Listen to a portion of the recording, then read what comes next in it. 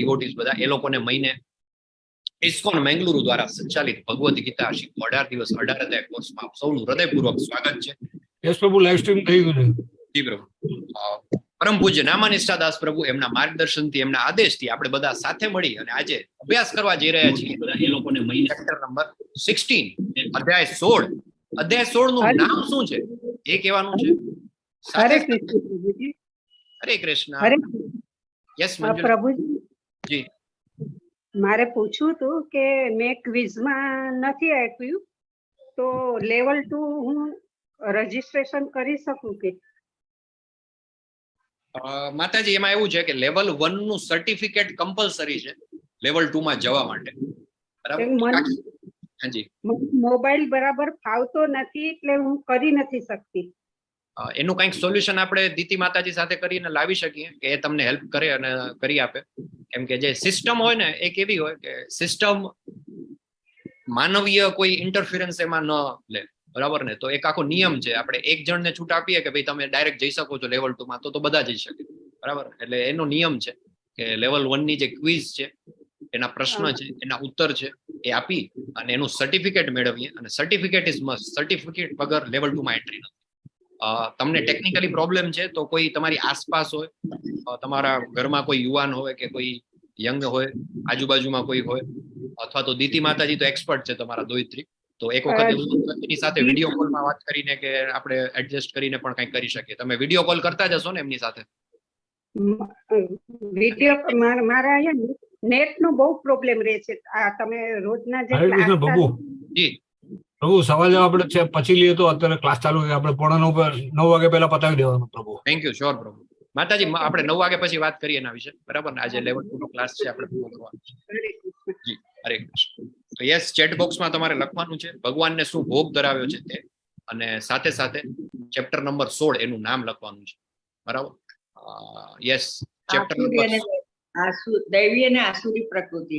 દૈવી અને આસુરી પ્રકૃતિ. યસ, મુકેશ પ્રભુ હરે કૃષ્ણ. આ એ છે પ્રભુ, દેવી અને આસુરી પ્રકૃતિ, ધ ડિવાઇન એન્ડ ડેમ્યોનિક નેચર્સ. હરી બોલ. તમે પ્રભુ આ રીતે જે યાદ રાખવાની તમારી ટેકનિક છે ને એટલી જોરદાર છે ને. હું પણ યાદ રાખવા માટે હવે તમને ફોલો કરું છું કે બંને ભાષામાં યાદ રાખીએ ને તો એક આખું મેપ, માઇન્ડ મેપ થઈ જાય. ડેમોનિક અને આસુરી જે છે, ડિવાઇન એન્ડ ડેમોનિક નેચર્સ. યસ, દૈવી અને આસુરી પ્રકૃતિ આપણા બધાની અંદર આપણે જોયું હતું 14મો અધ્યાય. 14મા અધ્યાયમાં 3 ભૌતિક પ્રકૃતિના 3 ગુણોની આપણે વાત કરી. તો આપણે સત્વ, રજસ અને તમસ આ 3 ગુણોથી બદ્ધ હોઈએ છીએ અને એના દ્વારા બંધાયેલા હોય છે. અકોર્ડિંગલી જો આપણી અંદર તામસી પ્રકૃતિ વધારે હોય તો ડેફિનેટલી આપણે આસુરી ગુણો ધરાવ્યું, અને જો આપણી અંદર સત્વ ગુણ વધારે હોય તો આપણે દૈવી ગુણો ધરાવતા હોય. ઇનફેક્ટ સત્વ ગુણથી પણ આગળ 3 ગુણોથી પર ગુણાતીત અવસ્થા છે જેને કહેવાય છે શુદ્ધ સત્વ. એમાં જયારે હોઈએ ત્યારે આપણી અંદર કેવા દૈવીય ગુણો પેલા કહેવાય ને કે ઉડીને આંખે વળગે. આપણે anybody can just see and tell. આપણને જોઈને પણ કોઈ કહી શકે કે આ માણસ તો છે ને ભગવાનનો માણસ છે. આપણે બોલચાલમાં પણ આપણે એવો શબ્દ વાપરતા હોઈએ છીએ. કોઈ વિશે આપણે વાત કરતા હોઈએ તો આપણે શું કહીએ? એ તો ભગવાનનો માણસ. ભગવાનનો માણસ એટલે દૈવી ગુણો ધરાવે. અને કોઈ વિશે આપણે એવું પણ બોલતા હોઈએ, એ તો ભાઈ બહુ, હવે હું શબ્દ નથી વાપરતો, ઘણા બધા અસંસદીય શબ્દો પણ એમાં આવી જાય, પણ એ તો ભાઈ બહુ માથાનો છે, 4 માથા ભાંગે એવો છે. એટલે એ આસુરી પ્રકૃતિ. તો આપણા બધાની અંદર પણ ક્યાંક ને ક્યાંક દૈવી પ્રકૃતિ હોય છે, આસુરી પ્રકૃતિ હોય છે. ઇનફેક્ટ બહુ સરસ પ્રભુપાદ કહે છે કે યુગોમાં તો એવું હતું કે ભાઈ પેલા રાક્ષસો અલગ હતા અને દેવો અલગ હતા, પણ આ તો કળિયુગની અંદર તો એવું છે એક જ માણસની અંદર દૈવી ગુણો પણ હોય છે અને આસુરી ગુણો પણ હોય છે. આજે આવશે, આજની સ્લાઇડમાં આવશે, આપણે શેર કરવાનું આવશે ત્યારે જોઈશું. તો એવું ચેપ્ટર નંબર 16 મારી સ્ક્રીન તમારી સાથે શેર કરી રહ્યું છું. સ્ક્રીન દેખાઈ રહી છે પ્રભુ? વિઝિબલ છે? યસ પ્રભુજી. Thank you. યસ. તો દૈવી અને મિનિમાઇઝ કરો પ્રભુજી. હાજી હાજી. દૈવી તથા આસુરી પ્રકૃતિ. યસ. તો દૈવી તથા આસુરી પ્રકૃતિ, સૌથી પહેલા વાત થાય છે દૈવીય ગુણોની. શ્રી ભગવાન ઉવાચ. શું કહે છે ભગવાન? તો સૌથી પહેલા જ શ્લોકમાં ચર્ચા થાય છે દૈવીય ગુણો વિશે. કેવા કેવા છે દૈવીય ગુણો? પૂર્ણ પુરુષોત્તમ પરમેશ્વર બોલ્યા, હે ભરત પુત્ર, નિર્ભયતા. આ જોજો, આ બધા એક એક ગુણ છે. હા, નિર્ભયતા, આત્મશુદ્ધિ, આધ્યાત્મિક જ્ઞાનનું સંવર્ધન, દાન, આત્મસંયમ, યજ્ઞપરાયણતા, વેદાધ્યયન, તપશ્ચર્યા, સાદાઈ, અહિંસા, સત્યતા, ક્રોધવિહીનતા, ત્યાગ, શાંતિ, છિદ્રાન્વેષણમાં અરુચિ, જીવ માત્ર પર દયા, નિર્લોભીપણું, સૌમ્યતા, લજ્જા, નિશ્ચય, તેજ, ક્ષમા, ધૈર્ય, પવિત્રતા, ઈર્ષામાંથી મુક્તિ તથા માનની ઈચ્છામાં મુક્તિ. આ સર્વ દિવ્ય ગુણો છે કે જે દૈવી પ્રકૃતિ વાળા દેવતુલ્ય પુરુષોમાં જોવામાં આવે છે. કેટલા દૈવીય ગુણો છે કોઈએ ગણ્યા? હરે કૃષ્ણ. 26 26. ગણીને કહો મને, ગણીને કહો. ચાલો, કેટલા દૈવીય ગુણો છે? યસ, 26 હા, 26. બરાબર. બીજા કોઈ? Anybody else? કોઈનો બીજો જવાબ છે કે 26 ને લોક? 32 પ્રભુજી. હાજી, 32. ઓકે, 32. ઓકે, ચલો બીજા કોઈ? પ્રભુજી 28. 28. ઓકે, બીજા કોઈ? 16 એમ એમ ખાલી ટૂંકા નથી લગાવવાના, તમારે જોવાના છે. આપણે કહે છે ને કે એના પેલા કહેવાય ને 16 આની માણસ છે. 24 ને લોક કરો પ્રભુજી. હા, લલિત કુમાર વેદ પ્રભુ કે સાચું. ચાલો 26 ને લોક કરીએ છીએ. બરાબર. એટલે આપણે અઝ્યુમ નથી કરવાનું 16 કે 18 કે 20, આપણે ગણવાના છે જે લખેલા છે 3 શ્લોકમાં. બરાબર. તો ટોટલ 26 છે. હા. 26 છે. 26 દૈવી ગુણો છે અને 6 છે આસુરી ગુણ. આસુરી ગુણ છે. બરાબર. ટોટલ 32 ગુણ ખરા, પણ એને બાકીના 6 છે એને અવગુણ કહી શકાય અથવા તો આસુરી ગુણ કહી શકાય, અને 26 છે દૈવીય ગુણ. આ એક એક ગુણ એવો છે કે આપણે જો ધારીએ ને તો એક ગુણ ઉપર એક આખો ક્લાસ લઈ શકે. અને જેમની પાસે Bhagavad Gita as it is હોય એ લોકો ખાસ એનો ભાવાર્થ વાંચે. 3 પેલા જે છે એનું આખું તમે જોવા જાવ ને તો 3 શ્લોકમાં ભાવાર્થ પ્રભુપાદે લખ્યો છે. 1 2 3 4 5 6 7 પાનાનો ભાવાર્થ છે. 7 શબ્દ 7 પાનામાં તમે આખું એનું દૈવીય ગુણો વિશે જોઈ શકો. અને જોવું શા માટે જરૂરી છે? કેમ કે આપણી અંદર જો દૈવી હશે ગુણ તો આપણી ગતિ છે એ તરફ થશે, અને જો આપણી અંદર આસુરી ગુણો હશે અથવા તો અવગુણો હશે તો આપણી ગતિ એ તરફ થશે. અને આ ગતિ માત્ર આ ભૌતિક વિશ્વ પૂરતી લિમિટેડ નથી, આ જન્માંતર સુધી, જન્મો જન્મ સુધી આવ્યા કરશે. એટલે જો આપણે એવું ઈચ્છીએ છીએ કે ના આપણી અંદર દૈવીય ગુણોનો વિકાસ થાય તો આપણે આ જોવું જોઈએ. આ એક એક શબ્દ ઉપર ધ્યાન આપવું જોઈએ. આ એક એક શબ્દ ઉપર સત્યતા ઉપર આપણે 1 કલાકનું લેક્ચર આપી શકીએ. ક્રોધ વિહીનતા, ત્યાગ, શાંતિ, છિદ્રાન્વેષણમાં અરુચિ, જીવ માત્ર પર દયા, નિર્લોભીપણું, સૌમ્યતા, લજ્જા, નિશ્ચય, આ બધા જ દૈવી ગુણ છે. નિર્ભયતા. હવે ચલો ખાલી નિર્ભયતા વિશે આપણે વાત કરીએ. નિર્ભયતા તો એને શું કહેવાય ગુજરાતીમાં? આપણે શું કહીએ નિર્ભયતા? ભય વગરનો. અભય. ભય વગરનો. ભય વગર, ભયથી મુક્ત. ભયથી મુક્ત. તો ભયથી મુક્ત આપણે કોને કહેશું? તો યુવા છે ને એકદમ એને કોઈ ડર નથી. હા, એ શું કરે છે ખબર છે? હાઈવે ઉપર પ્રભુ મારું એક બીજું આઈડી થી જોઈન કર્યું છે, એમાં જરા કોહોસ્ટ રાઈટ આપજો ને તો થોડું મ્યુટ અનમ્યુટ કરવાનું. ઓકે પ્રભુ. એક યુવા છે એકદમ છાકટો થઈને હાઈવે ઉપર 130 ની સ્પીડે ગાડી ચલાવે છે, કોઈથી ડરતો નથી. આને આપણે અભય કહેશું? હા, નિર્ભય.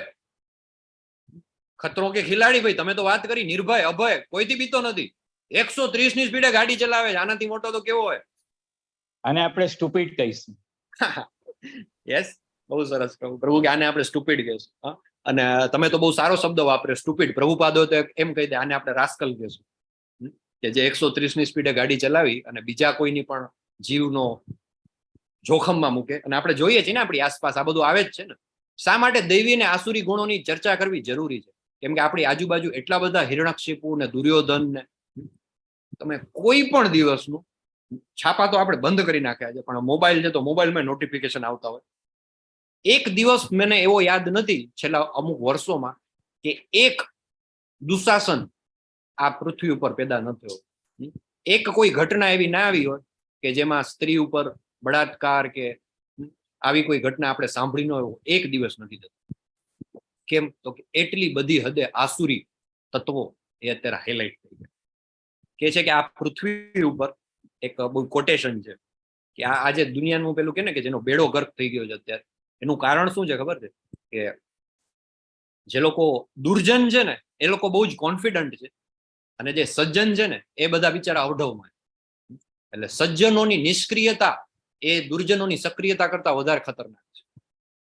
સારા માણસો તો ઘણા બધા છે. અલ્ટિમેટલી જો સારા માણસો હંમેશા બહુમતીમાં જ હોય. કોઈ પણ સમાજની અંદર આજે જેલમાં રહેવા વાળા કેટલા હોય અને બારે આઝાદ હોય એવા કેટલા હોય? તો જે જેલમાં હોય, ક્રિમિનલ હોય, એ બહુ ઓછા ટકા હોય. માની લો કે તમે જે શહેરમાં રહ્યો છો એની પોપ્યુલેશન તમારી હોય ભાઈ 25 લાખ પોપ્યુલેશન છે, તો એમાંથી જેલમાં કેટલા હશે? કેદી કેટલા હશે? બહુ ઓછા હશે. મે બી કદાચ 2-5 હજાર હશે, અથવા એનાથી થોડા ઓછા થોડા વધારે. એનો મતલબ 25 લાખની વસ્તીમાં 24,90,000 અથવા તો 24,99,000 કે 24,85,000 માણસો એવા છે કે જે સારા છે. તકલીફ ક્યાં છે કે પેલા 2-5 હજાર છે એ ફૂલ્લી એક્ટિવ છે, અને આ જે બધા સારા છે, મારા જેવા, તમારા જેવા, આપણા જેવા બધા, એ લોકો નિષ્ક્રિય છે. એટલે આ દૈવી અને આસુરી આનું કામ એ છે. તમે જુઓ રસ્તા ઉપર પણ કઈ કોઈ દુર્ઘટના થાય કે કોઈ સ્ત્રીની છેડતીની ઘટના થાય અથવા કોઈ લૂંટફાટ થાય ને, તો એમાં આજુબાજુ તમે જુઓ તો 100, 200, 500 જણા હોય, અને પેલો જે મેનિયક કહેવાય, જેને ડેમોનિક કહેવાય, આસુર કહેવાય, એવો એક જ જણો. પણ એ એક આખું ને ગામ માથે લઈ લે, અને પેલા બધા જોતા જોતા રહી. આપણા પેટનું પાણી ન લે. કેમ? આપણે એમ થાય કે તો એની સાથે થાય છે ને આપણી સાથે. નિર્ભયતા જે છે, અભયતા છે, એ અભય એવો ગુણ છે કે અભય ગુણ માટે તમારી અંદર એવી ક્વોલિટીઝ જોઈએ કે તમે કંઈ ખોટું સહન ન કરી શકો તમારી આસપાસ. 130ની સ્પીડે ગાડી ચલાવવી કે મોટી બિલ્ડિંગ ઉપરથી ઠેકડો મારીને કૂદી જવું કે એવા બધા સ્ટન્ટ કરવા, એ કોઈ નિર્ભયતા નથી. નિર્ભયતા કોને કહેવાય ખબર?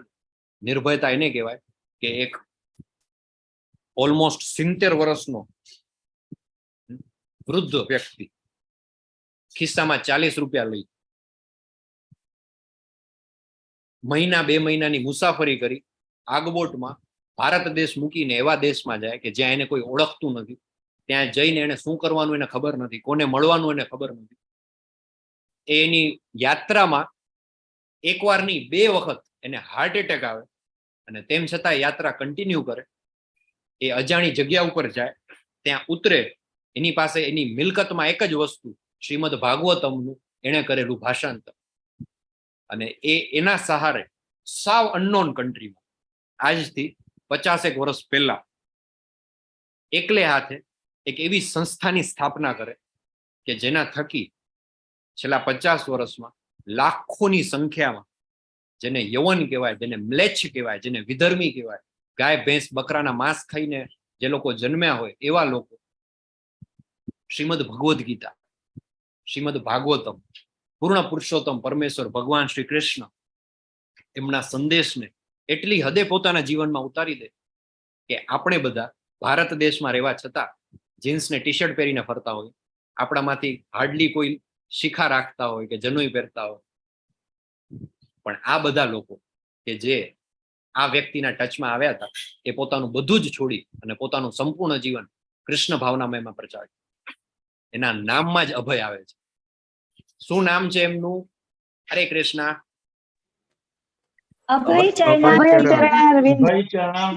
શિલા પ્રભુપાદ. શિલા પ્રભુપાદ જેને આપણે કહીએ છીએ, એનું નામ છે અભય ચરણ દે. એમનું બાય બર્થ જે નેમ છે એ અભય ચરણ દે, અને આખું નામ એમનું અભય ચરણારવિંદ ભક્તિ વેદાંત સ્વામી શિલા પ્રભુપાદ આપણે કહીએ છીએ એસી ભક્તિ વેદાંત સ્વામી. એવો એને અભય કહેવાય.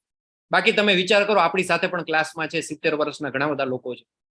70 વર્ષે આપણે ઘરની બહાર ન જાય, દેશની બહાર જવાની તો ક્યાં વાત છે. ઘણા બધા લોકો કે હમણાં દેખાતા નથી બહુ, ના હવે તો હું 15 દિવસે મહિને માંડ બહાર નીકળું છું.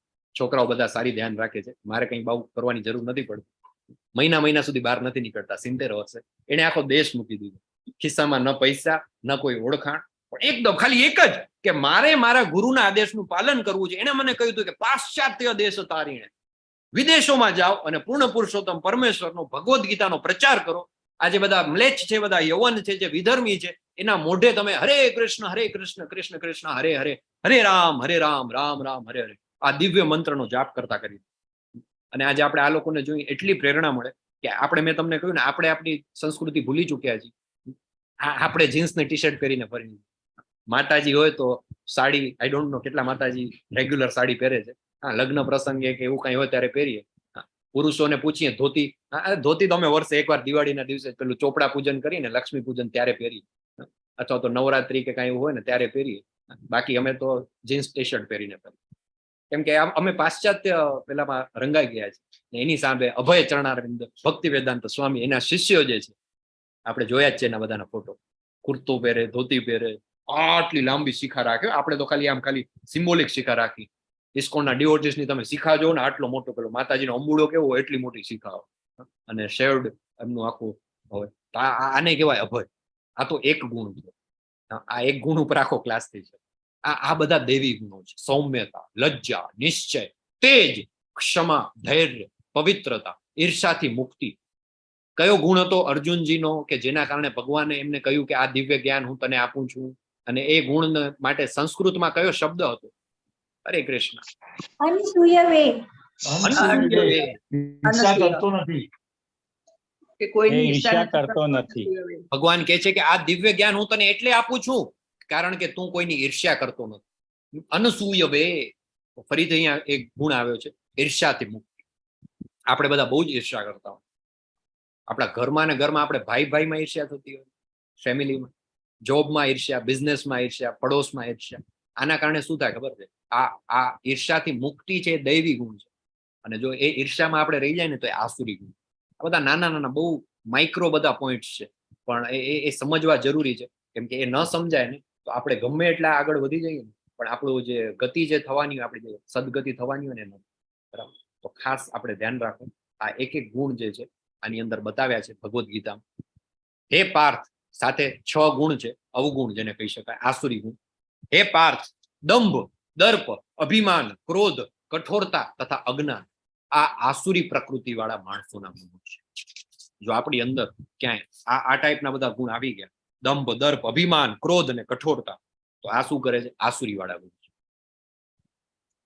મને તો I am very thankful to my parents. એમણે મારું નામ જ પાર્થ રાખ્યું. હું જયારે ભગવદ્ ગીતા જોતો હું, વાંચતો હું, સાંભળતો હું, ભગવાન કહે હે પાર્થ, એટલે હું એવું આમ એટેન્શનમાં આવી જાઉં, આ તો આપણને જ કહે છે.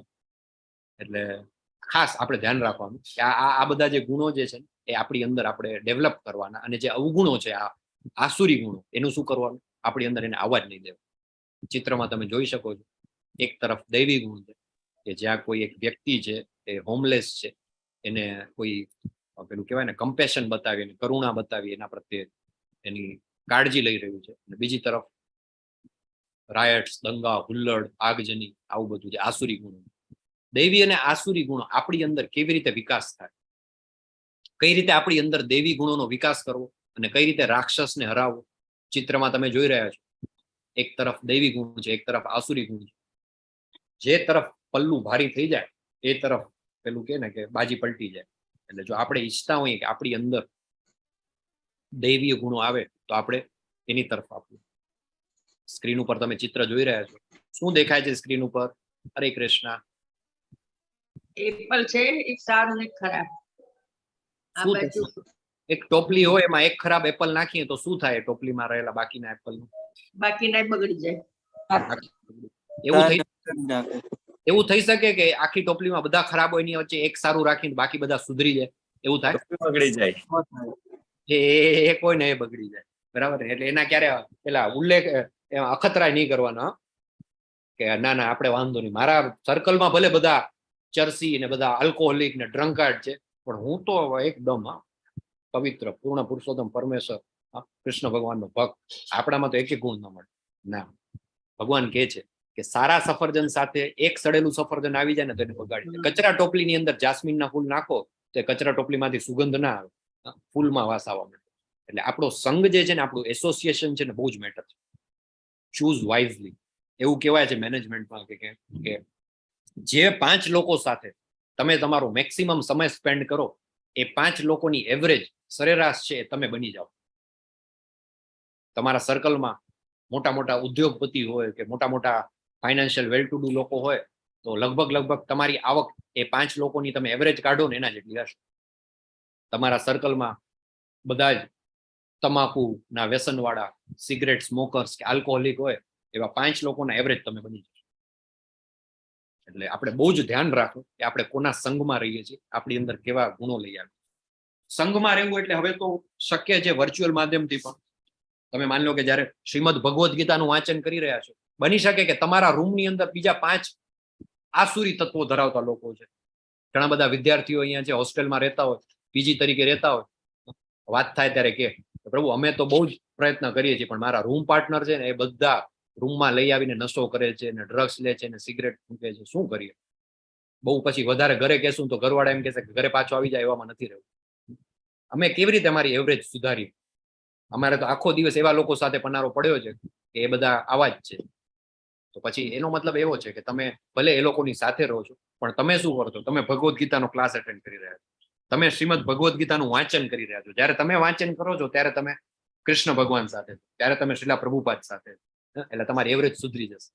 બની શકે એટલું ચિત્રમાં તમે જોઈ રહ્યો છો, જો તમારા રોંગ એસોસિએશનમાં હશો તો તમે લડતા જશો, ઝઘડતા જશો. ડાબી બાજુનું જે ચિત્ર છે અને જમણી બાજુનું ચિત્ર, કેવા સરસ મજાના ડિવોટીસ છે, સરસ મજાનો વૈષ્ણવ તિલક કર્યો અને એકબીજાની સાથે આનંદથી ભગવાનની દિવ્ય લીલાઓ કરી રહી છે. સંઘને સુધારવા માટે શું જરૂરી છે? તો શુદ્ધિકરણની પ્રક્રિયા. આસુરીમાંથી દૈવીમાં આવવું હોય તો એના માટે એક પ્યુરિફિકેશન પ્રોસેસ છે. પ્યુરિફિકેશન પ્રોસેસ શું છે? કે તમે હરે કૃષ્ણ કૃષ્ણ કૃષ્ણ હરે હરે, હરે રામ રામ રામ હરે હરે, ભગવાનના પવિત્ર નામનો જ્યારે તમે જપ કરો છો ત્યારે તમારું પ્યુરિફિકેશન થાય. જ્યારે તમે શાસ્ત્રોનું શ્રવણ કરો છો ત્યારે એનું પ્યુરિફિકેશન થાય. જ્યારે તમે ભગવાનને ભોગ ધરાવો છો, કેવું સરસ ચિત્ર છે જમણી બાજુ, જોઈ તમે શિખા જોઈ ને પ્રભુજીની? હું હમણાં કહેતો હતો ને તમને, ઇસ્કોનના ડિવોટીઝ કેવી શિખા રાખે, એ જબરદસ્ત. ખાલી એમ સિમ્બોલિક રાખવા પુત્રી નથી રાખી, કંઠી પહેરી છે, જનોઈ પહેરી છે, વૈષ્ણવ તિલક છે અને સરસ મજાનું તુલસી દલ વાળું ભગવાનને ભોગ ધરાવી રહ્યા છે. આ બધી પ્યુરિફિકેશન પ્રોસેસ છે. અને ડાબી બાજુનું ચિત્ર છે એ ઇસ્કોનના ગુરુકુળનું, ભારતનું સૌથી મોટું ગુરુકુળ વૃંદાવન ધામ પાસે BGIS એ નામથી ઇસ્કોનનું ગયા વર્ષે ખુલ્યું છે. એટલું જબરદસ્ત ગુરુકુળ છે. નોટ ઓનલી શાસ્ત્રોનું ને બધું ગુણ, સાથે સાથે ટેકનોલોજી, ICSE બોર્ડ, જે કોઈ પણ ભૌતિક વિશ્વમાં જે ડિગ્રીની જરૂરિયાત હોય એ બધા જ, science, maths, physics, chemistry, biology, in fact બધી જ ભાષા. તમને ખ્યાલ છે આપણા ડિવોટીઝ તો કેટલા બધા છે ઇસ્કોનમાં કે જે ફ્રેન્ચ જાણતા હોય, જર્મન જાણતા હોય, ચાઇનીઝ જાણતા હોય, તો એ જ બધા ત્યાં સેવા આપતા હોય એઝ અ ટીચર. એટલે તમારું બાળક જે છે એ શાસ્ત્રોનું તો બધું કરે જ, એનો દિવસ મંગળા આરતીથી ચાલુ થાય. એ રોજ સવારે ઉઠીને જેમ તમે ચિત્રમાં જોઈ રહ્યા છો એવી રીતે હરે કૃષ્ણ કૃષ્ણ કૃષ્ણ હરે હરે, હરે રામ રામ રામ હરે હરે મંત્રનો જાપ કરે, ભગવાનને ભોગ ધરાવીને પ્રસાદ લે, પણ સાથે સાથે physics, chemistry, biology, computer, French, German, Spanish આ બધી ભાષા પણ શીખે. અવશ્ય આપણે પ્રયત્ન કરવો જોઈએ કે આપણા બાળકોની અંદર પણ આવા ગુણો થાય. જેને વધારે માહિતી જોતી હોય મારો સંપર્ક કરી શકે, હું તમને ડિટેલ તમારી સાથે શેર કરીશ. ઇનફેક્ટ મારો નંબર મેં ચેટબોક્સમાં મૂક્યો છે. તમે જો જોડાયેલા રહેવા માંગતા હો ને તો મને ખાલી તમારા નામ સાથે નંબર ઉપર હરે કૃષ્ણ કરીને એક મેસેજ કરજો. વધારે નહીં, હું મહિનામાં તમને 2 કે 3 વખત મેસેજ કરીશ. એક મેં બ્રોડકાસ્ટ ગ્રુપ બનાવ્યું છે. રોજ સવારે ઉઠીને તમને ગુડ મોર્નિંગ, ગુડ નાઇટના મેસેજ નહીં કરું, પણ મહિનામાં 2 કે 3 મેસેજ કરીશ. પણ ડેફિનેટલી એનાથી તમારા જીવનમાં જ્યારે પણ મારો રેકોર્ડ છે, જ્યારે પણ હું મેસેજ કરું ને, આજે પણ મેં એક મેસેજ કર્યો, જે લોકો મારા ગ્રુપમાં છે એમને ખ્યાલ હશે, મળ્યો હશે. જ્યારે મેસેજ કરું ને ત્યારે 1, 2, 3 લોકોના તો એવા રિપ્લાય આવે જ કે મને આજે જ આ મેસેજની જરૂર હતી. આજનો મેસેજ શું હતો? આજનો મેસેજ હતો સરસ મજાનું કે કૃષ્ણ, જે લોકો છે આમાંથી તમારામાંથી ઘણા બધાને મળ્યો હશે મેસેજ, હે ને? મેસેજ મળ્યા પછી લોકોના જે રિપ્લાય આવે ને એનાથી મારું જીવન પવિત્ર થઈ જાય. આજનો મેસેજ હતો સરસ મજાનું, એક કૃષ્ણ ભગવાનનું ચિત્ર હતું. Krishna is bigger than that problem you are facing today. તમે આજે જે સમસ્યાથી સામનો કરી રહ્યા છો એનાથી મોટો કૃષ્ણ છે. અને એક ડિવોટી જેમનો મેસેજ આવ્યો, thank you very much for sharing, આજે જ મને જરૂર હતી ને આજે જ આવી. બરાબર. તો આવી રીતે તમે જોડાવા માંગતા હો તો મારો નંબર ચેટબોક્સમાં છે, તમે મને મેસેજ કરજો. ખૂબ જ જરૂરી છે આ એસોસિએશન છે ને, સંઘ છે ને, એ જરૂરી છે. એ એસોસિએશન હોય ને તો અને તો જ આપણે ભગવાનના જે દૈવી ગુણો છે ને આપણી અંદર આપણે સતત એને એક્ટિવ કરીને રાખીશું. દિવ્ય ગુણો શું કરે છે તો કે મોક્ષ તરફ લઈ જનારા હોય છે, અને આસુરી ગુણો છે એ બંધનકારક છે. હે પાંડુ પુત્ર, તું ચિંતા કરીશ નહીં, અર્જુનજીને કહે છે, કારણ કે તું દિવ્ય ગુણો સાથે જ જન્મેલો છે. એક શબ્દ આવે છે, એ શબ્દ, હા, 2 શબ્દો છે આમ તો, કયા છે કે જે 18મા અધ્યાયમાં ફરીથી આવે છે અને વારંવાર આપણે એ શબ્દ બોલતા હોઈએ છીએ, એક શ્લોકમાં આવે છે. 16.5 માં કયા એ 2 શબ્દ છે જે રિપીટ થાય છે 18મા અધ્યાયમાં? હરે કૃષ્ણ. સંપદમ. ઓકે, હું જે વાત કરું છું ને એ શબ્દ એવા છે કે જે 18.66 માં ફરીથી આવે છે. મા સૂચ. કયો શ્લોક છે? સર્વધર્માન પરિત્યજ્ય મામેકમ શરણમ વ્રજ અહમ સર્વ પાપેભ્યો મોક્ષ્યામિ મા શુચ. સર્વધર્માન પરિત્યજ્ય મામેકમ શરણમ વ્રજ અહમ ત્વમ સર્વ પાપેભ્યો મોક્ષિષ્યામિ મા શુચ. 18મા અધ્યાયના 66મા શ્લોકમાં ભગવાન કહે છે અર્જુનજીને કે બધું જ છોડી, સર્વ ધર્માન પરિત્યજ્ય, બધા ધર્મને છોડીને તું મારી શરણે આવી જા. મામ એકમ શરણમ વ્રજ, માત્ર ને માત્ર મારી શરણે આવી જા. એનાથી શું થશે? અહમ ત્વમ સર્વ, અહમ ત્વમ એટલે હું તારા સર્વ પાપનો નાશ કરી દઈશ. અહમ ત્વમ સર્વ પાપેભ્યો, અને તને મોક્ષ આપીશ. મોક્ષિષ્યામિ મા શુચ, તું ડરીશ નહીં, મેં હું ના. અને આજે 16મા અધ્યાયમાં ભગવાન ફરીથી કહે છે એની પહેલા, મા શુચ, તું ચિંતા ન કર હે પાંડુ પુત્ર. કેમ? તો કે તું છે એ દિવ્ય ગુણ સાથે જન્મેલો છે. ભગવાન આપણને બધાને આ એક ગેરંટી આપે છે કે આપણે ડરવાની જરૂર નથી, આપણે બધા દિવ્ય ગુણો સાથે. પણ આપણું જે જીવન છે, ભક્તિમય જીવન, એ ક્યારે શરૂ કરવું? જનરલી તમે કોઈને પણ પૂછો ને, એને કહો ને આ ભગવદ્ ગીતા ને ભાગવત, એ બધું આ બધા સિનિયર સિટીઝન ના નવરા બધા ધંધા છે, રિટાયર થઈ ગયા ને એટલે એને પોસાય. તમે કહો ને લલિત કુમાર વેદ પ્રભુ 26મી બેચ એટેન્ડ કરી રહ્યા છે, 25મી કરી રહ્યા છે. પેલા મધુ કાપડિયા પ્રભુ છે આપણા, મહેશ કાપડિયા પ્રભુ યુકે થી, એ તો કેટલી 30-40 બેચ 35 બેચ થી જોડાયેલા છે. તો કે એ બધા સિનિયર સિટીઝન છે, કરી શકે. એ લોકો માટે ભક્તિમય સેવાની શરૂઆત ક્યારે કરવી? એક તમે સ્કૂલમાં જયારે ભણતા હો, એક એવા વિદ્યાર્થી હોય કે જે પરીક્ષાના આગલે દિવસે વાંચવાનું શરૂ કરે. કાલે એક્ઝામ હોય ને તો આજે રાત્રે તો એ ચોપડા કાઢીને ચેક કરે કે કાલે શેનું પેપર છે, પછી એનો સિલેબસ ગોતે, પછી ફ્રેન્ડ્સ હોય બધાને પૂછે કે ભાઈ પેલા કઈ વીઆઈપી નોટ્સ હોય તો આપો ને, આઈએમપી નોટ્સ કે કઈ એવું હોય તો આપો આગલા દિવસે. એક એ સ્ટુડન્ટ હોય, અને એક એવો સ્ટુડન્ટ હોય કે જે પહેલા દિવસથી ક્લાસ ચાલુ થયો ને એના પહેલા દિવસથી રોજ ક્લાસ એટેન્ડ કરે, નોટ્સ બનાવે, રિવિઝન કરે. સાચે સાચું મને કહેજો, પરીક્ષાનું પરિણામ આવે ત્યારે કોની શું ગતિ થાય? આગલા દિવસે ચાલુ કર્યું હોય એનું શું થાય, અને જે શરૂઆતથી કર્યું એનું શું થાય?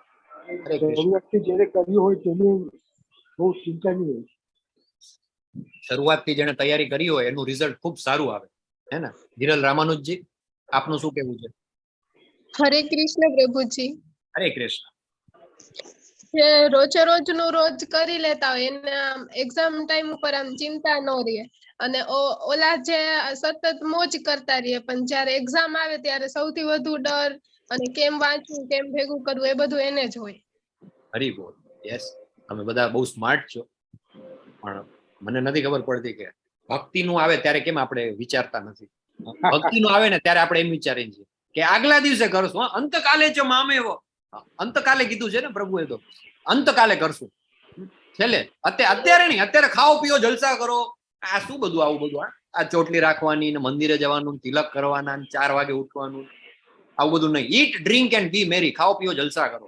60-70 પછી આ જ ધંધો કરશો, અત્યારે નહીં. આપણને ખબર જ નથી. અંતકાલે ચ મામેવો બરાબર, પણ અંતકાળ ક્યારે આવશે એ જ ખબર નથી. ભગવાનના જે બધા પરમ ભક્ત થઈ ગયા, પરમ પાર્ષદ થઈ ગયા, એ લોકોએ ક્યારે શરૂઆત કરી હતી? પ્રહલાદ મહારાજે તો જન્મો પહેલા શરૂઆત કરી હતી કે આપણે રિસ્ક લેવું જ નથી. આ પૃથ્વી ઉપર આવીએ અને પછી ખબર નહીં કેવું થાય. માતાના ગર્ભમાં હતા, દૈત્ય કુળમાં જન્મ્યા હતા. તમને ખબર છે ને, પ્રહલાદ મહારાજ તો આસુરી કુળમાં જન્મ્યા હતા.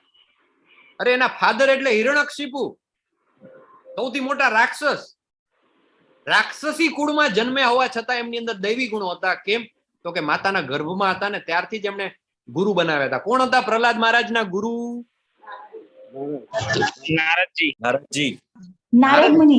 આમ તો દૈત્ય કુળમાં હતા એટલે એમના ગુરુ પેલા શુક્રાચાર્ય થાય. એ તો જન્મ લીધો પછી એને ખબર હતી આપણે બહાર નીકળશું તો પેલા શુક્રાચાર્ય તૈયાર જ બેઠા છે, આસુરી વિદ્યા શીખાડશે. એટલે આપણે શું કરીએ તો કે પહેલાથી માતાના ગર્ભમાં જ એ નારદજીને પોતાના ગુરુ બનાવી અને શિક્ષણ લીધું. ધ્રુવ મહારાજ 5 વર્ષની ઉંમરે ચાલુ કરી દીધું. ધ્રુવ મહારાજના ગુરુ કોણ હતા? નારદજી. નારદ મુનિજી. ફરી નારદજી? શું વાત કરો છો? અમે તો સિરિયલોમાં એવું સાંભળ્યું છે નારદજી તો પેલા બધા ઈધર કી ઉધર કરતા ને એવા હતા. આપણે બધું સિરિયલોમાંથી સાંભળ્યું છે. તમે સિરિયલોના આધારે આપણે ક્યારે આપણા શાસ્ત્રોને, આપણા બધા ભગવાનના ભક્તોને ભૂલવા જોઈએ નહીં. સિરિયલમાં આપણે જોઈ લીધું, ઓહો કર્ણ સાથે તો બહુ અન્યાય થયો છે. તમે આ બધી મહાભારતની વાત કરો છો ને, એમાં તો બહુ જાતિ પ્રસ્તાવ, બહુ કર્ણને ને એકલવ્યને તો ભાઈ તમે લોકો અન્યાય કર્યો બહુ. અરે જોયું ક્યાં તમે? પેલું સિરિયલમાં અમે જોયું હતું ને, પેલો પંકજ ધીર બનીને આવતો તો કર્ણ કેવો હતો, જોરદાર હતો, બહુ મસ્ત એને રોલ પ્લે કર્યો. શાસ્ત્રોને લગતું આપણું જે નોલેજ છે એ સિરિયલ માંથી આવે. આસુરી ગુણો આવે જ ને, આસુરી જગ્યાએથી આપણે બધું શિક્ષણ લઈએ ના. એક પ્રોપર ગુરુ શિષ્ય પરંપરામાં જયારે આપણે શિક્ષણ લઈએ, ધ્રુવ મહારાજની જેમ 5 વર્ષની ઉંમરે ઓમ નમો ભગવતે વાસુદેવાય, ઓમ નમો ભગવતે વાસુદેવાય, ઓમ નમો ભગવતે વાસુદેવાય, એક પગ ઉપર ઉભા રહી જંગલમાં 5 વર્ષની ઉંમરે ભગવાનનું નામ લેવાનું શરૂ કર્યું. પ્રહલાદ મહારાજે માતાના ગર્ભમાં હતા ત્યાંથી ધ્રુવ મહારાજને તો નારદજીએ કહ્યું કે બેટા આવી બધી વાતોમાં ખોટું ના લગાડવાનું હોય, તું તારે મોજ કર, ઘરે જા, એ તો મમ્મી હોય તો વઢે, એ તો એમાં કઈ અપમાન થાય. મારી અંદર ક્ષત્રિય લોહી વહી રહ્યું છે, હું અપમાન સહન ન કરી શકું. 5 વર્ષની ઉંમરે એ તેજ, એ ક્યાંથી આવે? ક્ષાત્ર તેજ. કે જ્યારે તમે ભગવાનને પસંદ કર્યા હોય, તમારો રસ્તો જે છે એ દૈવી ગુણો તરફ હોય, અને ત્યારે તમને, જેને ઘણા લોકો કે કોને ગુરુ બનાવો, ગુરુ કોઈને બનાવવાના ન હોય. જ્યારે તમારી અંદર એલિજિબિલિટી આવી જાય ને, ત્યારે ગુરુ સાક્ષાત તમારી સામે પ્રગટ થાય. ગુરુ ક્યાંય દીવો લઈને શોધવા ન જવાના, ગુરુ સાક્ષાત પ્રગટ થાય જ્યારે આપણે પાત્ર થઈ જઈએ ત્યારે. ધ્રુવ મહારાજની અંદર પાત્રતા આવી તો એમને નારદ મુનિ મળ્યા. પ્રહલાદ મહારાજની અંદર પાત્રતા હતી તો એમને નારદ મુનિ મળ્યા. વાલિયો લૂંટારો, જેને આખું જીવન શું કર્યું હતું? લૂંટ જ મચાવી હતી. એને જયારે પ્રહલાદ અને જયારે નારદ મુનિ મળ્યા ત્યારે મહર્ષિ વાલ્મીકી બની ગયા. અરે મૃગારી જેવા મૃગારીને, પાપી જગનને કૃત્ય કરનાર શિકારીને પણ નારદ મુનિ મળી. જ્યારે આપણી અંદર પાત્રતા આવી જશે, જ્યારે આપણે આપણી જાતને એલિજિબલ બનાવશું, ત્યારે સાક્ષાત ગુરુ પ્રગટ થશે. ત્યારે કોઈ ધર્મમાં, સંપ્રદાયમાં શોધવા નહીં જવા પડે. જે લોકો આસુરી હોય છે તેઓ જાણતા નથી કે શું કરવું જોઈએ અને શું ન કરવું જોઈએ. 7મા શ્લોકમાં ભગવાન કહે છે તેઓમાં નથી પવિત્રતા, નથી ઉચિત આચરણ કે નથી સત્ય જોવા મળે. એને ખબર જ નથી. તેઓ કહે છે કે આ જગત મિથ્યા છે, તેનો કોઈ આધાર નથી, તેનું નિયમન કરનાર કોઈ ભગવાન નથી. તેમનું કહેવું છે કે તે તો કામેચ્છાથી ઉત્પન્ન થયેલું છે અને કામ સિવાય તેનું બીજું કોઈ કારણ. એને કઈ તારો જન્મ કેવી રીતે થયો? તો એની બાયોલોજી સમજાવે કે પિતા અને માતા છે એમના વચ્ચે આ સંસર્ગ થયો, એનાથી મારો જન્મ થયો. એમનો જન્મ કેવી રીતે થયો? તો કે દાદા અને દાદી વચ્ચે જે પ્રોસેસ થઈ એનાથી એમનો જન્મ. એવી જ રીતે આખું આ જે વિશ્વ છે એ કામેચ્છાથી ઉત્પન્ન થયું. કોઈ ભગવાન નથી, કોઈ નિયંત્રક નથી. આ આસુરી ગુણો. આવા નિષ્કર્ષોને અનુસરનારા, આત્મજ્ઞાન ગુમાવી દીધેલા, બુદ્ધિહીન આસુરી લોકો એવા અહિતકર અને ભયાવહ કાર્યોમાં પરોવાયેલા રહે છે કે જે જગતના વિનાશ માટે હોય. અને પછી જે કંઈ પણ આજે આપણી જો આસપાસ યુદ્ધ ને દંગા ને હુલ્લડ ને આવું જ બધું ચાલે છે, કેમ? તો કે બધા આસુરી ગુણ હોય. મિથ્યા અહંકાર, બળ, દર્પ, કામ તથા ક્રોધથી મોહિત થઈ આસુરી મનુષ્યો પોતાના શરીરમાં તથા બીજાઓના શરીરમાં સ્થિત પૂર્ણ પુરુષોત્તમ પરમેશ્વર ભગવાન શ્રી કૃષ્ણની પણ ઈર્ષ્યા કરે છે. સાક્ષાત ભગવાન જયારે પૃથ્વી પર આવે છે ત્યારે એની ઈર્ષ્યા કરનારા લોકો છે, ધર્મની નિંદા કરે છે. કોનું ચિત્ર છે સ્લાઇડમાં? કોણ દેખાય છે? શિશુપાલ. અને શું કર્યું તું એને? 100 વાર ભગવાને કહ્યું હતું, એના માતાને વચન આપ્યું હતું, શિશુપાલના મધર, 99 વખત હું માફ કરી દઈશ. 100મી વખત જયારે મારું અપમાન કરશે ત્યારે પછી મારું સુદર્શન છે એ ઓટો પાયલટ મોડમાં ટ્રિગર થઈ જશે. અને ભગવાને 99 વખત શિશુપાલને માફ કર્યો, પણ એને ભગવાનની ઈર્ષ્યા હતી. પૂર્ણ પુરુષોત્તમ પરમેશ્વર ભગવાન શ્રી કૃષ્ણની પણ ઈર્ષ્યા હતી અને પછી એનો નાશ થાય. હે કુંતી પુત્ર, આવા મનુષ્ય આસુરી યોનિમાં વારંવાર જન્મ ગ્રહણ કરી ક્યારેય મારા સુધી નથી પહોંચ્યું. નેવર. પુનરપી જન્મમ પુનરપી મરણમ પુનરપી જનની જઠરે શયનમ. એ બર્થ અને લાઈફ, બર્થ અને ડેથ એના સર્કલમાંથી ક્યારે બહાર નથી નીકળશે અને ક્રમશઃ અત્યંત અધમ જીવની ગતિને પામે છે. એ નીચ યોનિમાં જ જયા કરે છે, પશુ યોનિમાં અથવા તો રાક્ષસ યોનિમાં વારંવાર. કેવા છે એ લોકો? મૂર્ખ છે, મૂઢા જન્મની. આવા મનુષ્ય આસુરી યોનિમાં વારંવાર જન્મ ગ્રહણ કરી ક્યારે મારા સુધી નથી પહોંચી શકતા. 21મા શ્લોકમાં ભગવાન કહે છે આ નરકના 3 દ્વાર છે, કામ, ક્રોધ અને લોભ. દરેક શાણા મનુષ્યએ તેમનો ત્યાગ કરવો જોઈએ, કારણ કે તેમનાથી આત્માનું પતન થાય છે. બીજા અધ્યાયમાં પણ ભગવાને કહ્યું હતું કામ, ક્રોધ અને લોભ. મહાભારતના યુદ્ધ થવાના કારણોમાં તમને ક્યાંય દેખાય છે કામ, ક્રોધ અને લોભ આવ્યા હોય એવું? તમે રિલેટ કરી શકો છો? કોઈ એક્ઝામ્પલ આપી શકો છો જેનાથી કુરુક્ષેત્રનું યુદ્ધ થયું? હા, યસ. દ્રૌપદીને જોઈને એમના બધા ગુણ હતા. એના ભાઈ કામ આવ્યું હતું મનમાં. બરાબર છે પ્રભુજી? એકદમ બરાબર છે.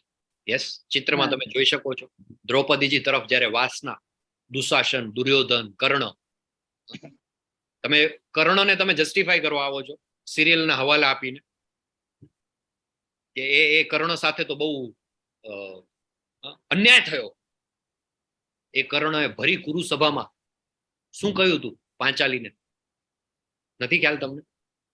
ઓકે, હાજી,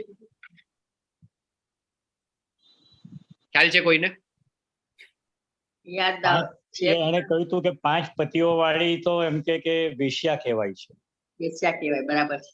ને તારું સ્થાન ક્યાં છે? એ કે છે દુશાસનના અને દુર્યોધનના સાથળ ઉપર બેસવો એ તારું સ્થાન છે, એ તારું આસન છે. ને એ ભીષ્મ પિતામહની હાજરીમાં જ્યારે થયું હોય, દ્રોણાચાર્ય, કૃપાચાર્યની હાજરીમાં થયું હોય, તો એ કર્મ કોઈને છોડતો નથી, કોઈને ખોટી સજા નથી મળતી. આપણને ખાલી આટલું દેખાય ને આપણે એમ કહી દઈએ કર્ણ સાથે તો બહુ અન્યાય થયો, બહુ અન્યાય થયો. અરે શાસ્ત્ર વાંચો, એનું વર્ણન વાંચો તો તમને ખબર પડે. અને આ બધા નરકના દ્વાર છે, કામ, ક્રોધ અને લોભ. દ્રૌપદીજી તરફ જયારે વાસના હોય, ભગવાનના પરમ ભક્ત જેને કહેવાય, એવા દ્રૌપદીજી તરફ જયારે કુદ્રષ્ટિ કરવામાં આવે, પાંડવો તરફનો ગુસ્સો, પાંડવો પ્રત્યે ક્રોધ, લાક્ષાગૃહની ઘટના, નાનપણથી કરી અને મોટા થયા ત્યાં સુધી ક્યારેક ભીમને ઝેરી લાડુ ખવડાવી દે, ક્યારેક પેલી લાક્ષાગૃહની ઘટના થાય. કોઈ સમય એવો નથી કે જ્યારે એ લોકોને હેરાન ન કર્યા હોય. અને છેલ્લે સૌથી મોટો લોભ, હસ્તિનાપુરના રાજ્ય ઉપર લોભ. આ 3 કારણો જેના કારણે દુર્યોધન, કૌરવોનું બધાનું પતન થયું. સતયુગની અંદર કેવું હતું કે દૈવી અને આસુરી ગુણો છે એ અલગ અલગ ગ્રહો ઉપર હતા. કયું ચિત્ર છે? કોણ છે આમાં? ખ્યાલ છે કોઈને? અને ભગવાનનો વરા અવતાર. કેટલામો અવતાર છે? પ્રથમ અવતાર, પેલો. ત્રીજો અવતાર. ત્રીજો અવતાર. થર્ડ. ત્રીજો અવતાર છે. પેલો કૂર્મ, મત્સ્ય અને વરાહ. છઠ્ઠો, પેલો ને ત્રીજો 3 જવાબ આવ્યા છે. ત્રીજો છે. સૌથી પહેલો સૌથી પહેલો મત્સ્ય. સૌથી પહેલો મત્સ્ય અવતાર, પહેલા મત્સ્ય અવતાર, પછી કૂર્મ અવતાર, ત્રીજો વરાહ. પછી વામન અવતાર, પછી વામન, પાંચમો નહીં, પછી કયો? ત્રીજા પછી કયો? ચોથો? નરસિંહ. નહીં, નરસિંહ અવતાર આવે છે. નરસિંહ અવતાર. વરા પછી નરસિંહ અવતાર, વરા પછી નરસિંહ અવતાર, પછી વામન, વામન અવતાર, પછી પરશુરામ, પછી રામ, પરશુરામ, પછી રામ, કૃષ્ણ, બલરામ. ઘણા લોકો એવું કહે છે કે ડાર્વિનની ઉત્ક્રાંતિવાદ, કે બધા મનુષ્યો પેલા વાંદરા હતા, વાંદરામાંથી આવ્યા છે. એ લોકોને આવ્યા હશે, આપણા તો વાંદરામાંથી નથી આવ્યા. આપણી તો આખી તમે ઇતિહાસ જે કહે છે ને, તમે સાયન્સ એવું કહે છે કે આ પૃથ્વી ઉપર સૌથી પહેલા જે જીવ આવ્યા ને, એ જીવ કયા હતા? તો કે જળચર જીવો હતા. આ પૃથ્વીની જયારે શરૂઆત થઈ ત્યારે સૌથી પહેલા જળચર જીવ આવ્યા. પછી એવા જીવ આવ્યા કે જળ અને સ્થળ બંનેમાં રહી શકે. પછી સ્થળચર આવ્યા, પછી પ્રાણીઓ આવ્યા બધા. પછી પેલું આવે છે કે લીલીપુટની સ્ટોરી આવે છે, ખબર છે? કે નાના નાના પેલા વેતિયા એ આવે. અને આપણા બધા અવતારની તમે સિક્વન્સ જુઓ ને તો સૌથી પહેલો આપણો મત્સ્ય અવતાર આવે એ પાણીની અંદર. પછી આપણો કુર્મ અવતાર આવે એટલે કાચબો, જે પાણીમાં પણ રહી શકે અને સ્થળમાં પણ રહી શકે, સ્થળ અને જળ બંનેમાં. બરાબર. એના પછી આપણો અવતાર આવે વરા અવતાર, કે જે સંપૂર્ણપણે પાણીમાંથી બહાર નીકળી અને જમીન ઉપર આવીને રહે. અને પછી આપણે half man half lion Narasimha અવતાર આવે. પછી આપણે વામન અવતાર આવે. પછી પરશુરામ ને રામ ને કૃષ્ણ. આ બધું શાસ્ત્રો કે છે, પણ શાસ્ત્રો કે છે તો આપણે હસી કાઢીએ છીએ. અને ગૂગલ બાબા કી જય. ગૂગલ બાબા કે વાંદરામાંથી પેદા થયા છીએ તો કે હરી બોલ. આ આપણે આજે જેને કહેવાય ને કે એક આયરની છે, બહુ સરસ અહીંયા ભગવદ્ ગીતામાં કહે છે અને શિલા પ્રભુપાદ એમના ભાવાર્થમાં સમજાવે છે કે સતયુગમાં દૈવી અને આસુરી જે તત્વ હતા એ બધા અલગ અલગ ગ્રહો ઉપર હતા. એક ગ્રહ ઉપર વરાદેવ છે અને એક ગ્રહ ઉપર હિરણ્યક્ષ છે. એના પછી ત્રેતાયુગ આવ્યો ત્યારે શું થયું કે દૈવી અને આસુરી એક જ ગ્રહ ઉપર આવી ગયા, પણ અલગ અલગ રાષ્ટ્રોમાં હતા, અલગ અલગ પ્રદેશમાં હતા, અલગ અલગ એરિયામાં હતા. શ્રી રામ જયારે આવ્યા ત્યારે રાવણ આવ્યો લંકામાં અને શ્રીરામજી અયોધ્યામાં. પછી આવે દ્વાપર યુગ, એમાં એક જ પરિવારની અંદર દૈવી અને આસુરી ગુણ આવી ગયા. કહેવાય તો આખો એક જ કુરુવંશ. એ કુરુવંશની અંદર પાંડવો અને કૌરવો, 5 પાંડવો અને 100 કૌરવો એક જ પરિવારમાં. પેલા અલગ અલગ ગ્રહ હતા, પછી એક ગ્રહ થયો પણ અલગ અલગ દેશ, પછી એક જ પરિવાર થયો. અને હવે કળિયુગની અંદર એક જ વ્યક્તિની અંદર આસુરી ગુણો છે અને એ જ વ્યક્તિની અંદર દૈવી ગુણો છે. આપણે પોતે ક્યારેક આસુરી ગુણમાં આવી જાય. જયારે આપણે ક્રોધ કરીએ, ઘણા કહે ને અમારા પપ્પાનો તો સ્વભાવ બહુ ખતરનાક, હા એકદમ. પણ પપ્પા છે ને કેવા હોય ખબર છે કે ટોપરા જેવા હોય, બહારથી સખત હોય અંદરથી નરમ હોય. આમ ગુસ્સો કરે પણ પછી ધ્યાન પણ એટલું જ રાખે. તો જયારે ગુસ્સો કરે, ક્રોધ કરે, ત્યારે એ જ આપણા પિતાજીની અંદર અથવા તો આપણા પોતાની અંદર આસુરી ગુણ આવી જાય. અને એ જ જયારે નમ્રતા, દંભવિહીનતા, પવિત્રતા આવા ગુણો જયારે દર્શાવે ત્યારે શું થાય? દૈવી ગુણ આવી. એટલે કળિયુગની અંદર શું છે કે એક જ વ્યક્તિની અંદર બધા ગુણ છે. સતયુગની અંદર વરાદેવ અને હિરણ્યાક્ષ અલગ અલગ પ્લેનેટ્સ ઉપર હતા. ત્રેતાયુગમાં રામ અને રાવણ અલગ અલગ રાષ્ટ્ર, અલગ અલગ દેશ, અલગ અલગ પ્રદેશમાં હતા. દ્વાપર યુગમાં એક જ કુટુંબની અંદર પાંડવો અને કૌરવ હતા, વ્યક્તિ અલગ અલગ હતા. અને કળિયુગની અંદર એક જ સમાન વ્યક્તિની અંદર ક્યારેક નમ્રતા, અન્યને મદદ કરવી, સહનશીલતા જેવા દૈવી ગુણ આવે છે, અને ક્યારેક ક્રોધ, લોભ, ઈર્ષ્યા, વાસના એવા દાનવીય ગુણ આવે છે. હે કુંતી પુત્ર, જે મનુષ્ય આ નરકના 3 દ્વારથી બચી ગયેલો હોય છે તે આત્મ સાક્ષાત્કાર માટે કલ્યાણકારી કાર્ય કરે છે અને પછી ક્રમશઃ પરમ ગતિ પામે છે. જે કામ, ક્રોધ, લોભથી બચી જાય છે એનું શું થાય છે? એ ક્રમશઃ આત્મ સાક્ષાત્કાર તરફ આગળ વધે છે. અને પેલા લેવલ 1 માં રજીસ્ટ્રેશન કરાવે છે, 18 દિવસ ક્લાસ એટેન્ડ કરે છે, ક્વિઝ આપે છે, સર્ટિફિકેટ ડાઉનલોડ કરે છે, અને પછી લેવલ 2 માં જાય છે. લેવલ 1 માં આવે ત્યારે 1 માળા કરવાનું પ્રણ લે છે. સાથે મળી સાંજે 7:55 જોડાય, હરે કૃષ્ણ કૃષ્ણ કૃષ્ણ હરે હરે, હરે રામ રામ રામ હરે હરે, 1 માળા કરે. પછી લેવલ 2 માં જાય છે. લેવલ 2 માં અઠવાડિયે 2 વખત આવે છે અને 1 માળામાંથી 4 માળા તરફ આગળ વધે છે. ભગવાનને ભોગ ધરાવવાનું શરૂ કરે છે. પછી લેવલ 3 માં આવે છે, 8 માળા કરે છે. લેવલ 4, લેવલ 5, 16 માળા કરે છે. સ્ટેપ બાય સ્ટેપ એનું ક્રમશઃ શું થાય છે? પરમ ગતિ પામે છે. અને અલ્ટિમેટ ગોલ શું છે એનો? તો કે ભક્તિ શાસ્ત્રી કરી અને મારે પૂર્ણ પુરુષોત્તમ પરમેશ્વર ભગવાન શ્રી કૃષ્ણનો આ જે સંદેશ છે એ સમગ્ર વિશ્વમાં ફેલાવો. આપણે જોયું ને કળિયુગમાં રાક્ષસો જે ભગવાન કે શાસ્ત્રોમાં નથી માનતા પણ ગૂગલમાં માને છે. ગૂગલ બાબા કી જય. આપણે કઈ નથી કે મેં તો યુટ્યુબમાં વિડીયો જોયો તો એમાં આવું હતું. અરે ભાઈ, યુટ્યુબ, ગૂગલ, અમારી પાસે આ શ્રીમદ ભાગવતમ છે. દરેક ગેમ હોય એના રૂલ હોય ને. તમારે એન્જિનિયર બનવું હોય તો તમારે યુનિવર્સિટીમાં જવું પડે. તમારે કમ્પ્યુટર એન્જિનિયરની ડિગ્રી જોતી હોય તો તમારે એનો જે સિલેબસ હોય એનો સ્ટડી કરવું પડે ને. તમારે કેમિકલ એન્જિનિયરિંગની ડિગ્રી જોતી હોય તો તમારે કેમિસ્ટ્રી સ્ટડી કરવું પડે. NaOH એટલે જે કઈ એનું સોડિયમ ડાયોક્સાઇડ કે જે કઈ એનું થતું હોય, NaCl, sodium chloride, H2SO4, sulphuric acid, એ સિદ્ધાંતો તમારે ભણવા પડે અને એને ફોલો કરો તો તમે કેમિકલ એન્જિનિયર બનો. તમારે આધ્યાત્મના માર્ગ ઉપર આગળ વધવું હોય તો તમારે ભગવદ્ ગીતા, શ્રીમદ ભાગવતમ, આ બધા પુરાણોની શરણે જવું પડે. તમે એમ કહો ના એ મારે કરવું ભાગવતમ ને ભગવદ્ ગીતા છે, પણ હું તો યુટ્યુબ ઉપરથી જે ભણ્યો ને, વોટ્સએપ યુનિવર્સિટીમાંથી જે મેસેજ આવ્યો ને એના આધારે હું ધર્મને ફોલો કરીશ, એ ન થઈ શકે. કેમિકલ એન્જિનિયર બનવું હોય તો એની યુનિવર્સિટીમાં જવું પડે, એના જે પ્રોફેસરો એની પાસે ભણવું પડે. તમે એમ કહો ના હું લિટરેચરના જે પ્રોફેસર છે ને, સાહિત્યના પ્રોફેસર, એની પાસેથી કેમિકલ એન્જિનિયરિંગ સ્ટડી કરવા માંગુ છું. થઈ શકે આવું? પેલો કેમિકલમાં બધા સિદ્ધાંતો હોય કે ભાઈ H2O એટલે કે હાઇડ્રોજનના 2 ને ઓક્સિજનનો 1 મળીને H2O થાય. ફિઝિક્સ હોય તો એમાં A² + 2AB + B² ને બધું આવે. તમે ત્યાં એમ કહો ના હું તો શેક્સપિયર કહી ગયા છે ને, what is in the name? Sodium કયો કે ક્લોરાઇડ કયો, બધું એક જ છે. નામમાં શું રાખ્યું છે એવું શેક્સપિયર કહી ગયા છે. તો એના આધારે તમે સોડિયમ ક્લોરાઇડ મીઠું ન બનાવી શકો. એમાં તો Na એટલે સોડિયમ અને Cl એટલે ક્લોરાઇડ જ થાય. બરાબર ને?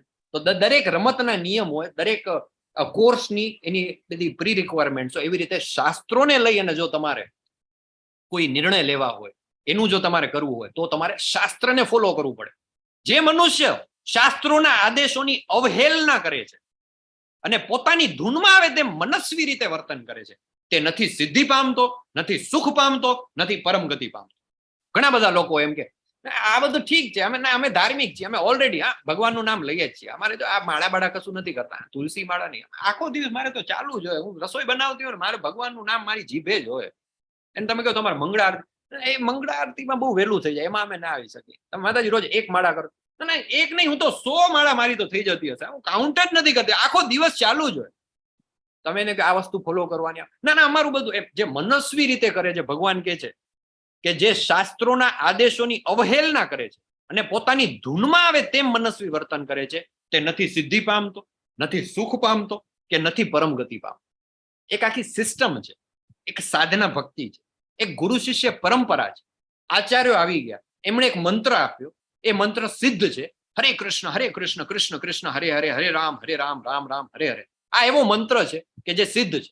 એની અંદર 8 વખત હરે આવે છે, 4 વખત કૃષ્ણ આવે છે, 4 વખત રામ આવે છે. એક સરસ મજાનો શીરો છે. એ શીરો જે બનાવેલો છે એને તમે જયારે શીરો બનાવીને ખાઓ તો એનો સ્વાદ આવે. હવે તમે એમ કહો ના હું તો છે ને, જો ભાઈ શીરો શેનાથી બને, તો કે એના માટે લોટ જોઈએ. માતાજી બધા છે એમને ખ્યાલ હશે, રેસીપી. શીરો બનાવવો હોય તો લોટ જોઈએ, પછી ખાંડ જોઈએ અને ઘી જોઈએ. I think that is enough. Maybe થોડું પાણી કદાચ. આ 3-4 વસ્તુ એનાથી શીરો બને. હવે એ બધી એક પ્રોપર રેસીપી, પ્રોપર રીતે, પ્રોપર માત્રામાં બનાવી અને એને જયારે બનાવવામાં આવે ત્યારે શીરો બને ને એ શીરાનો આનંદ આવે. તમે એમ કહો કે ચલો એક કામ કરો, પેલા 200 ગ્રામ લોટ ફાકી જાઓ. હા, ખાલી લોટ ફાકી જાઓ પેલા 200 ગ્રામ. હા, હવે 5 ચમચી ઘી પી જાઓ ને હવે 10 ચમચી ખાંડ લુખી ખાઈ જાઓ ને હવે થોડુંક પાણી પી જાઓ અને હવે કૂદકા મારો, એટલે બધું મિક્સ થઈ જાય ને શીરાનો આનંદ આવે. તો શીરાનો આનંદ ના આવે. શાસ્ત્રએ મંત્ર આપ્યો છે કે હરે કૃષ્ણ કૃષ્ણ કૃષ્ણ હરે હરે, હરે રામ રામ રામ હરે હરે. તો એક ફોર્મ્યુલા છે, એક રેસીપી છે. એને જયારે આપણે બોલીએ ત્યારે ભગવાન, હા બાકી ભગવાનનું નામ આપણે લઈ શકીએ, રાધે રાધે લઈએ આપણે, વેરી નાઇસ.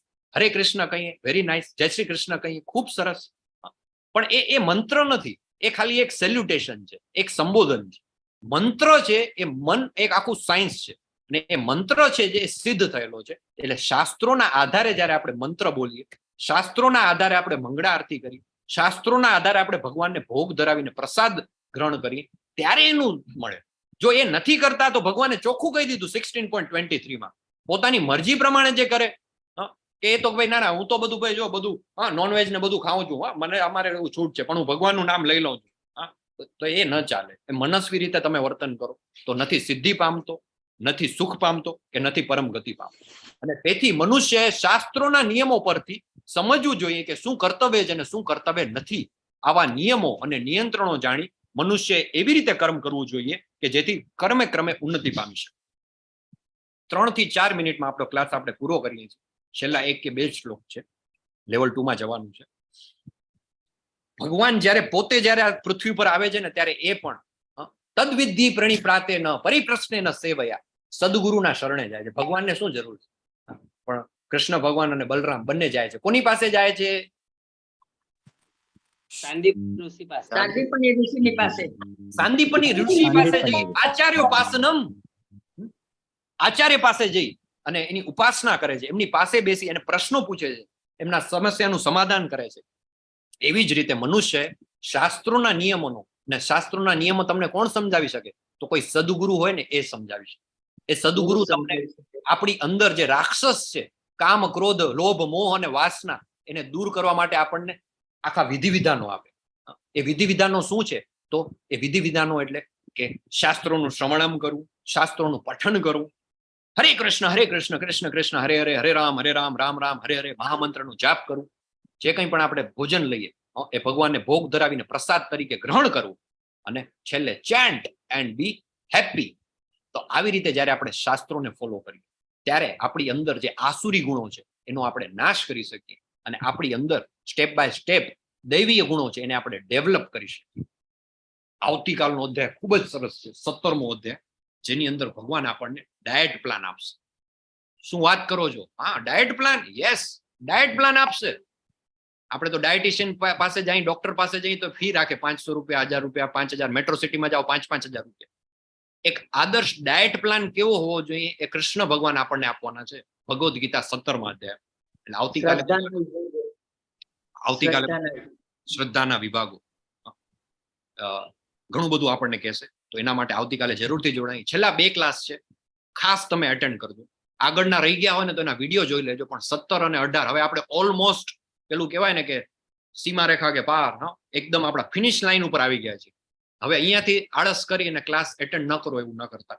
તમે બધા મને ધ્યાનથી સાંભળો એ માટે તમારો બધાનો ખૂબ ખૂબ આભાર. કોઈ ક્વેશ્ચન હોય, ક્વેરીઝ હોય તો આપ રોકાઈ શકો છો, ચેટ બોક્સમાં પૂછી શકો છો.